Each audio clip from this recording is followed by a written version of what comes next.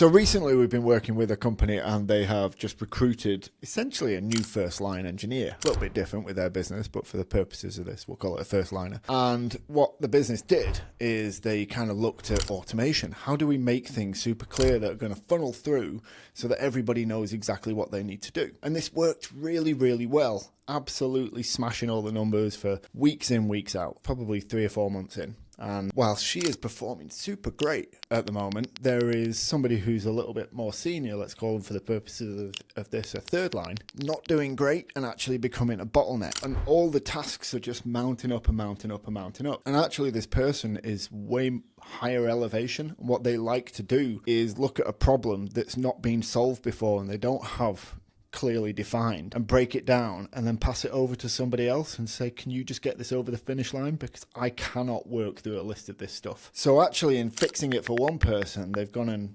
created a big problem for somebody who's been in the business for a while. And that first liner is an ET on Working Genius. So Working Genius, just to recap, we've covered this before, is around the kind of work that we love doing, what fills our bucket, our energy levels. Working Genius is an acronym of widgets: wonder, invention, discernment, galvanizing, enablement, and tenacity. Wonder being super high elevation, tenacity being very low elevation, which means we like clarity. We want to know exactly what we need to do. That person is obviously feeling like he's letting down his team, but he's not actually doing anything different and he's trying hard. So it's now becoming, in order for him to keep up on all those tasks and stuff that he's got to do because they're granularized, it's really hard for him, and he's now working outside of hours to pick that up. I'm not a psychologist, but in my opinion, turns into burnout because you end up spending too many hours doing things that you don't like doing, whilst we've all got to do things that we don't like doing. His world is now perceived to be around the things that he doesn't like doing. The key is here that we're building systems around the people that we've already got. If they're the right values for the business, if they're the right culture, if they're sat in the right seats and they've got the right competency, we build the right systems. I would much rather have an